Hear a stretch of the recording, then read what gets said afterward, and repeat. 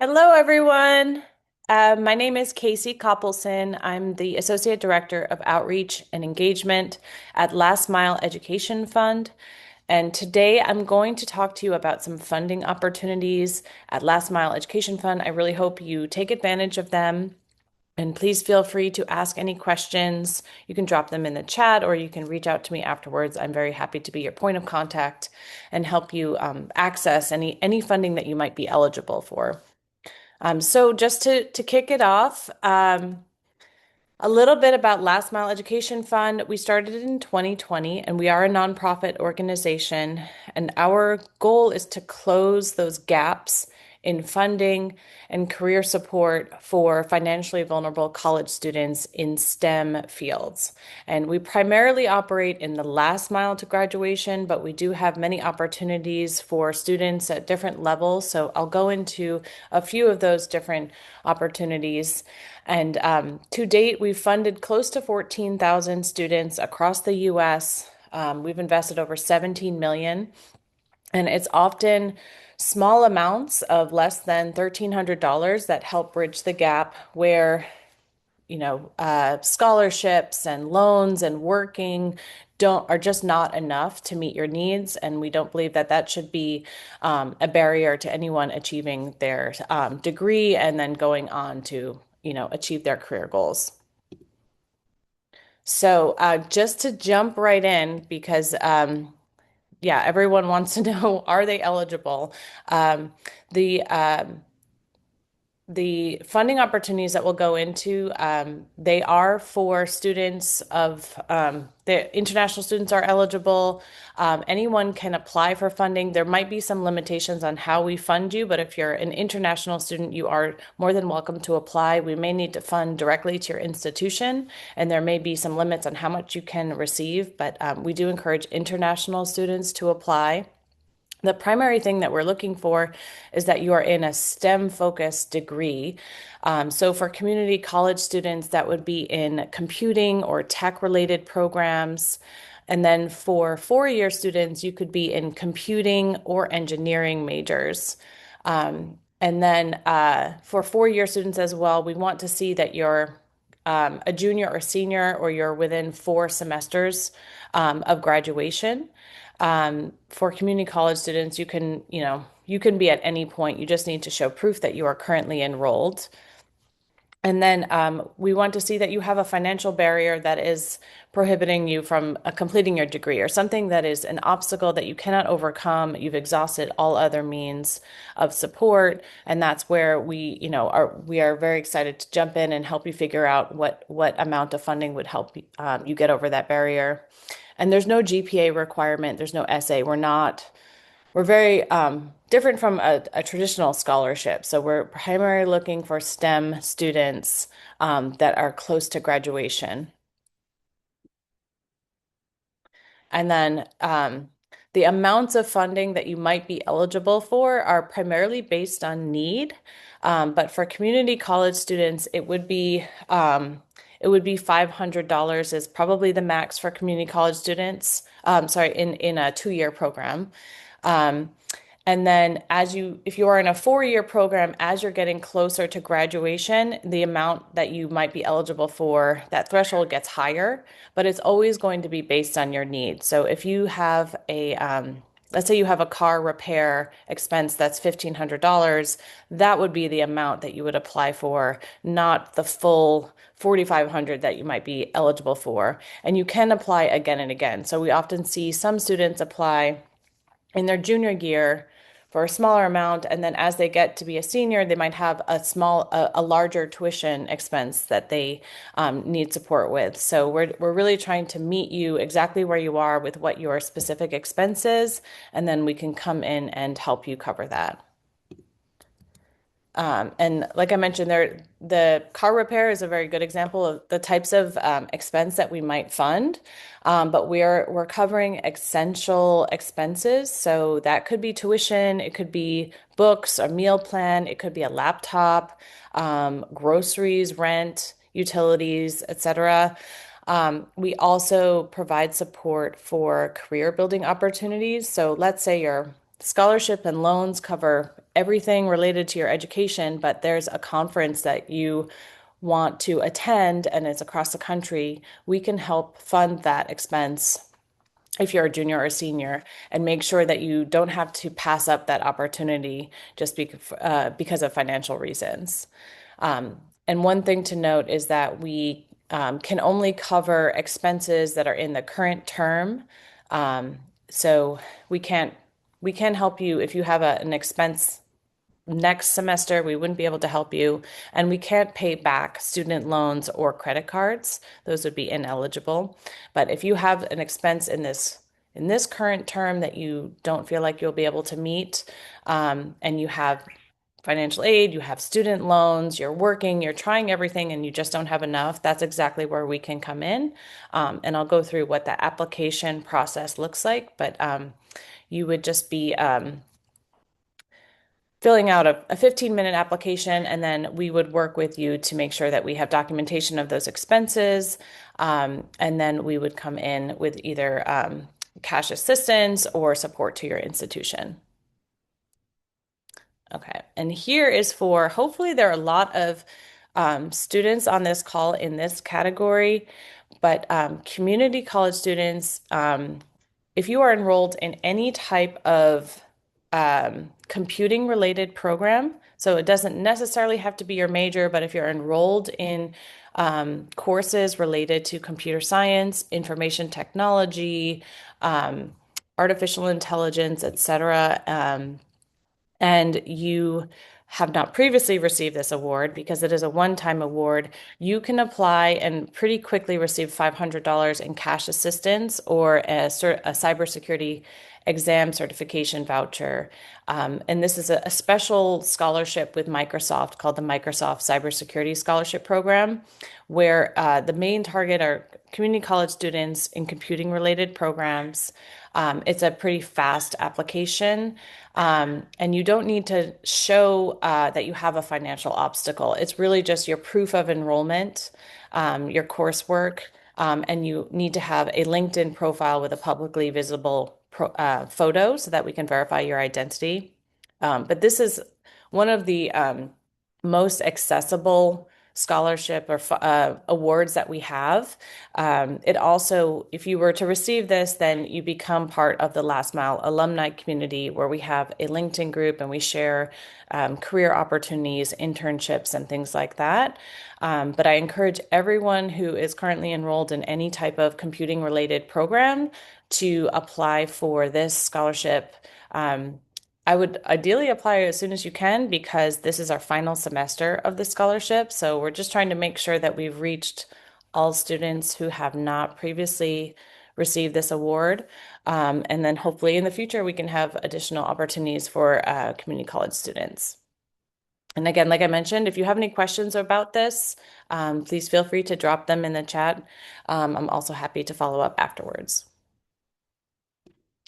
And then for anyone who is, this actually might not apply to students who are transferring within their school. If you are transferring from a 2-year program to a 4-year program at a different school, and you are Black, Latina, or Native American woman, then you might be eligible for a transfer our transfer success fund. If you have any questions about this, I can provide more information after the call. But this one, unfortunately, if you're transferring or if you're within the same institution, I don't believe you would be eligible. But if you are transferring to another 4-year program outside of your school, then I encourage you to look into this fund and reach out to me if you have any questions. And then for most of our 4-year students on this call, you would be eligible for, if you are a junior or senior and you have financial obstacles, I encourage you to apply for last mile funding. And it starts at $495 with emergency awards. You can receive one per calendar year. So let's say you're in a bachelor's program for computer science, you're a junior and you are coming up a little short, you could apply for our emergency award and receive $5.95. You can apply again each calendar year, and that's another like really accessible award type that's available to you. But if you have a larger need, you can, with the same application, you can apply for larger amounts. Like I mentioned, for those different types of expenses, let's say you have a tuition bill, or your your hours were cut at work and you can't cover all of your expenses, you can apply for whatever that amount is. If it's over $600, we would do a 20-minute interview, and that's just to make sure that we have all of the documentation and we have an actual person to guide you through the process. But if you're a junior, you're eligible for up to 4,500, and if you're a senior, you're eligible for up to 10,000. And that's where, we really want to come in and help students who are nearing graduation and their current funding sources are just not enough. And like I mentioned, we can also help with conference support, or even if you're interviewing for an internship, or a job opportunity and you're not able to travel, we can help with some of those expenses. The main thing that we will look for is that, you have provided your current financial support. So any loans or scholarships that you have, you'd need to upload that documentation, and I'll show you what that looks like. I'll skip over the New York City ones. So when you go through the application, we have a common app for all of our different types of funding, and we will match you to any funding amounts that you might be eligible for. We have an actual human reviewing all of our applications, but you would need to upload your unofficial transcript. So make sure that it shows your name and the current term, the name of your institution, your major or minor, and any coursework. Sometimes it doesn't show all of that, or your institution might not show the current semester that you're enrolled in. So you can provide a bill or a screenshot of your current courses. You'd also need to provide your LinkedIn URL with your photo and make sure that that is set to publicly visible. And that's how we verify your identity. And then if you're applying for financial support of over 600, we would need you to upload your FAFSA summary that shows any federal loans that you have been offered and that are currently taking, and that's how we can determine your financial need and which threshold you'd be eligible for. And that's if you're familiar with the FAFSA, it looks something like this: your submission summary, make sure it's for the current term, and that it shows, which make sure that it's under your name, and that's how we'll determine that you're within the right bracket for us to fund. And once we process your application, we'll help you upload any expense documentation that you need. And again, those expenses would have to be in your name. So we can't fund a bill. Let's say you have a utility bill. If it's in your parents' name, we would not be able to fund that. So I put here some FAQs just about the funding. I like to reemphasize that international students are eligible because that's the most common question that we get. And then the types of expenses that we fund, we went over that, but it can be tuition. It can also be groceries, car repairs, utility bills. It can be healthcare related expenses. It could be a laptop or other technology that you need because obviously, students in a computer science major will need a laptop in order to complete their program. So we want to make sure you have everything you need in order to graduate. And then when should you apply for funding? For community, if you're in a 2-year program and you're looking at that Microsoft scholarship, I would apply as soon as possible because it's about to wind down.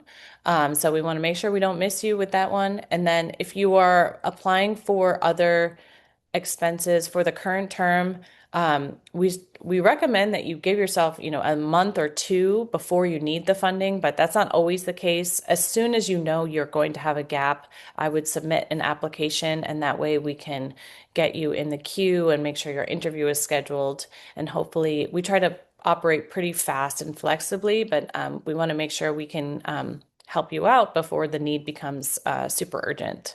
And for graduating seniors, I'm trying to recommend all the seniors to apply before March because as it gets closer and closer to graduation, we won't be able to fund you after you graduate. So we want to make sure that you have your interview and can receive funding before commencement. And then the maximum amount of funding that you can receive from Last Mile over your uh, undergraduate would be 10,000. So like I mentioned, you could apply in your junior year and then again in your senior year, as long as that total does not exceed 10,000. And here's where I'm going to just leave it open to any questions about funding or how Last Mile operates. Happy to answer anything. Good. So we have a question from the audience. Could you go back to your, I do believe it's your second slide. Absolutely. This is probably this one. Yes. So they wanted to clarify the eligibility as far as when you say, um, do they have to be legal? That's exactly the question. Does that make sense? Um, Because you said something about they can be foreign and they want to know you what would, exactly have. yeah, so I think in order to receive funding, you have to show either an ITIN for international students or a social security number for US citizens. So, I know we funded all types of different statuses. I think we would be able to work with you. Yeah, if you can submit an application, if you know you have an ITIN or social security number, then you're set. If you don't have one of those, I don't think we'd actually be able to make payment to you. So we'd probably run into that barrier down the line. Um, but for those kinds of things, like feel free to reach out and we can help on a, an individual basis to determine what we might need from you in order to process your application.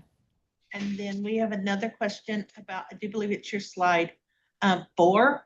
Mm-hmm. This one? Okay. Nope, go Oh, back this one. one. There we go. So you were saying that they could apply more than once if for that more than 10,000. We were under the understanding that the last mile was a one and done, no matter you could only apply once. Um, if they are a 4-year student, they can apply more than once. And the lifetime max is 10,000. So, a 4-year student, junior year, you could apply. Let's say you're awarded 2,000 based on your current expenses. Then senior year comes around, you have another gap that's 8,000. You could apply, and as long as it doesn't exceed 10,000, you could apply again. For a 2-year student, yeah, it's a one-time scholarship. That is the Cybersecurity Scholarship Program. That's $500. That's all we have currently for 2-year students. Hopefully this changes in the future, but until you're in a 4-year program, in the junior or senior year, we wouldn't have anything to help beyond this $500. Okay.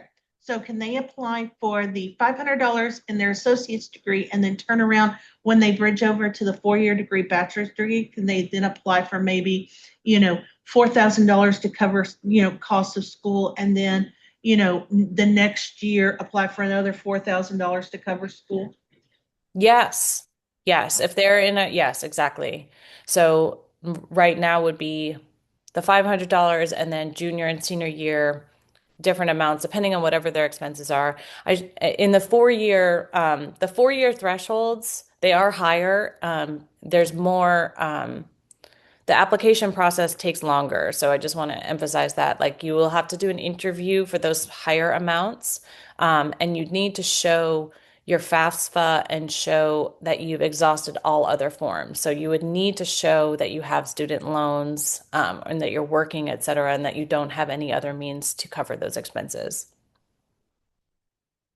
So we also have, and I'm going to switch the camera because we have somebody in the room that has Oh, a great. question for you, and it's about her actual account itself. Okay. This one I might not, I will do my best to answer. See if we can. I don't know if you can see her. Um, I can't, but I will. I might just put her up in front of me. Come here. Here she is. Can you see her now? Yes, hi. Hey, my name's Adriana. I have been trying to log in so I can do the Microsoft scholarship, but every time I try, it's saying that I already have an account or I've already submitted one and I have not. Who would I talk to for that? Or how would I get hold of my to get into? Yes. If you want to send, let's see, there's an email support specifically for login issues that I can drop. I At can share after this call. But yeah, sometimes that often happens when students apply with different emails, or they lose their login information. Um, it might also be, yeah, maybe there's some sort of duplicate account under your email address, but we this has happened before, and I'm happy to help connect you to our IT team to make sure that you have access to your account and you can finish the application. Okay, sounds great. Thank you. What was your name? Adriana Arias? Adriana. Adriana. Okay, thanks, Adriana. Thank you. Anything else? I just want to No. see. They can apply for it. Hey, is there anybody online with us that has any further questions for Miss Cassie? Oh, my head is so large when I stop sharing. I have a question. Hi. So my name's David. Can people who are on financial aid suspension through the college apply? Um, I think it would depend on the reason for that, but you can apply and Mine then is mine is from Satisfactory Academic Progress back from over a decade ago. I'm returning to college this spring after a decade off, and I, yeah, my SAP dropped below the threshold back in 2016. oh And so yeah, I have an appeal, but yeah, yeah. If waiting on it's that for, still. like I mentioned, we don't have a GPA minimum. So if it's something related to that, we probably would be able to help you out in some capacity. I can't answer, yeah. Without knowing all the specifics, I don't want to say 100% yes, but I would definitely apply so that we can help. We can understand the full picture. And we would just need to, yeah, we would just need to see what types of financial support you're receiving and what the gaps are. But most likely, if it's a GPA issue, that shouldn't prevent you from applying and being able to access funding. It wasn't GPA. It was so I became a truck driver and thought the genius idea, oh, I'll take some online classes and finish my degree. Turns out truck driving is extremely busy work, and that didn't work out. And so I had to drop my classes. It was past the time frame when I could drop them, and so that dropped the academic progress below the satisfactory level. Oh, I see. Again, I don't think that would exclude you from funding. So, yeah, I'm not 100% sure, but I would say, yeah, you should try submitting an application and we can see if we can fund you. But I don't think that that would be a barrier. Okay, thank you. Sorry, it's like I don't think so. Any other questions? I'll also just to yeah to wrap it up in a way, like I will drop my information and I encourage you to check out the Last Mile website. You can also follow our LinkedIn where we post new funding opportunities. So these are all of the current funding opportunities that we have for this semester, but we bring in new funders with different types of students that they fund all the time. So we'll always post those, and I'll usually email faculty as well to make sure that we get the word out. But that way you can be aware of any new funding. If you happen to be in a major that we don't currently fund, hopefully we'll be able to fund that in the future.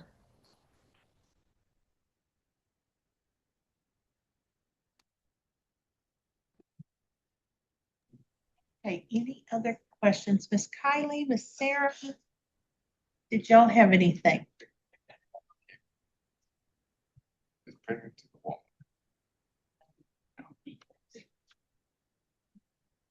Oh, we have a chat.